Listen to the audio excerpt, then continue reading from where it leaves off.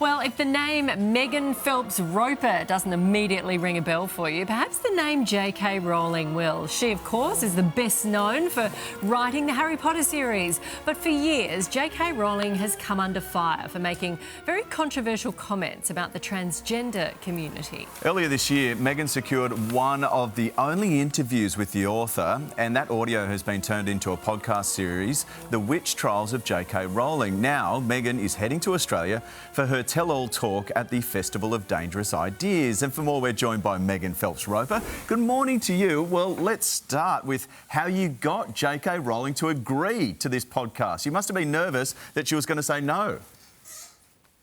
Oh, of course. I mean, I ended up writing her a letter, actually. I told her that I was very worried about what social media is doing to public discourse and how it incentivizes extremes and sort of encourages people to conflate those extreme positions with anybody who's vaguely on any side, one side or another.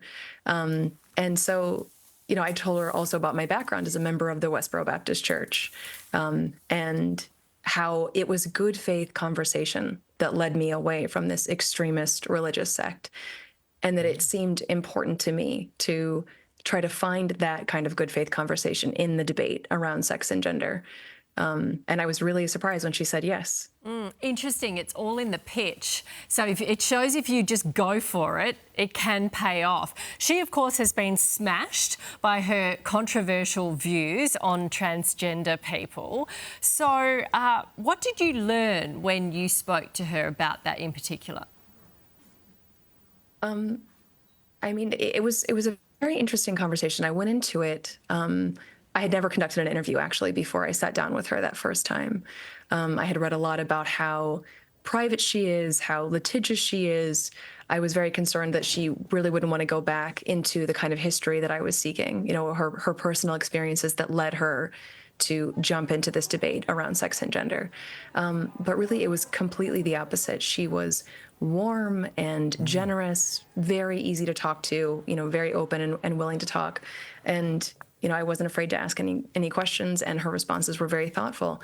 I think listening to what she says in the series, a lot of people, I think it's easy to look at her Twitter feed and see the sort of sometimes biting sarcasm and mockery and think, oh, well, there's nothing here but sort of thoughtless bigotry and hatred of trans people. And I think it's very hard to listen to her story and her experiences as, a survivor of domestic violence and sexual assault and her understanding of feminism and not realize that, she is a human being. I interviewed Jacob Tobias, a well-known trans activist who said, they came away from that interview, from that series, thinking, she is not some immovable force. She is a human being, and that there is hope for a productive conversation and finding a way forward. So interesting. And you don't even know if JK's actually listened to the podcast in its entirety yet.